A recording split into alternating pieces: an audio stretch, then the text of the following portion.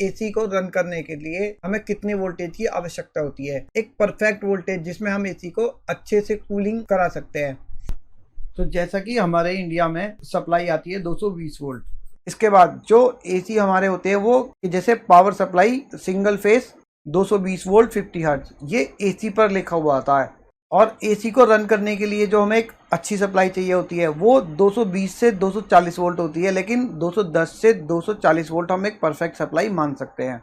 इसमें एसी अपना पूरी तरह से अच्छी कूलिंग करते हैं। और अगर हम बात करें मिनिमम वोल्टेज की, तो मिनिमम 190 एक ऐसी वोल्टेज है जिससे वोल्टेज नीचे होने पे हमारी मशीन वर्क नहीं करती है। जैसे कि 190 से कम वोल्टेज आ रही है तो उसमें होगा क्या, ये हमारी इंडोर चल जाएगी और ये एयर फ्लो देने लगेगी, रिमोट वगैरह सब कुछ काम करने लगेगा, स्विंग चलने लगेगी। लेकिन जो बाहर की मशीन का कंप्रेसर है, जैसे ही इस पे सप्लाई आएगी हाई एम्पियर जाएंगे और ये कुछ सेकंड बाद ही बंद हो जाएगा, कंप्रेसर उठेगा ही नहीं, सिर्फ एक आवाज़ सी आएगी हल्की सी और कंप्रेसर बंद हो जाएगा।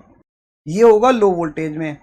और अगर मान लीजिए 200 सवा 200 वोल्टेज आ रही है और अचानक से वोल्टेज ड्रॉप कर जाए, मतलब 190 से नीचे चली जाएगी, तो कंप्रेसर गड़गड़ाहट करके बंद हो जाएगा। ऐसे में बार बार होने से कई बार कंप्रेसर जो है वो ख़राब भी हो सकता है, मतलब उसकी बाइंडिंग जल सकती है।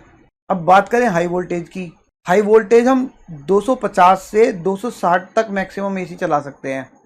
देखिए अगर हाई वोल्टेज आ रही है तो हाई वोल्टेज में क्या होगा, हमारी जो ये इंडोर है इसके अंदर यहाँ पर एक कार्ड लगा हुआ होता है, इलेक्ट्रॉनिक पीसीबी कार्ड, कुछ इस तरह का कार्ड होता है, और ये ख़राब हो जाता है हाई वोल्टेज से।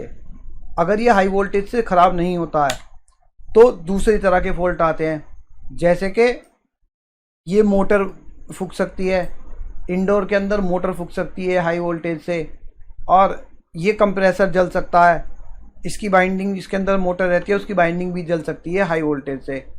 और अगर ये भी नहीं होता तो आखिर में जो सबसे पहला काम होता है हाई वोल्टेज की वजह से जो होता ही होता है वो क्या होता है, जैसी वोल्टेज 260 से अधिक हो जाते हैं, मान लीजिए 70 80 90 हो गए, तो क्या होता है, ये कंप्रेसर जो है हीट हो जाता है चलते चलते और ये गर्म होकर बंद हो जाता है फाइनली। और ये तब तक दोबारा नहीं चलता जब तक ये ठंडा नहीं होता। उसको ठंडा होने में कम से कम भी ना तो आधे घंटे से 2 से 4 घंटे तक लग सकते हैं।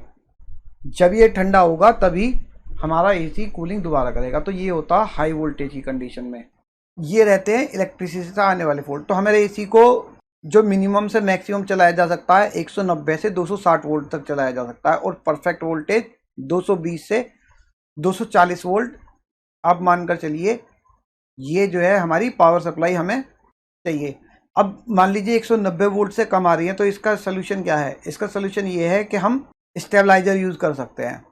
स्टेबलाइजर आपकी वोल्टेज बढ़ा भी देगा, और अगर 260 से ऊपर 290 280 आ रहे हैं या 300 भी आ रहे हैं तो उसको घटाकर 260 की रेंज में ले आएगा। ये स्टेबलाइजर का काम है। जैसा कि आप एसी का काम सीख रहे हैं तो आपको इलेक्ट्रिसिटी की नॉलेज होनी ज़रूरी है, क्योंकि जब एसी हम रिपेयर करने जाते हैं तो सबसे पहले इलेक्ट्रिसिटी देखी जाती है कि एसी के अंदर जा रही है नहीं जा रही है, फिर कितनी जा रही है, उसी के बेस पर एसी को आगे चेक करा जाता है।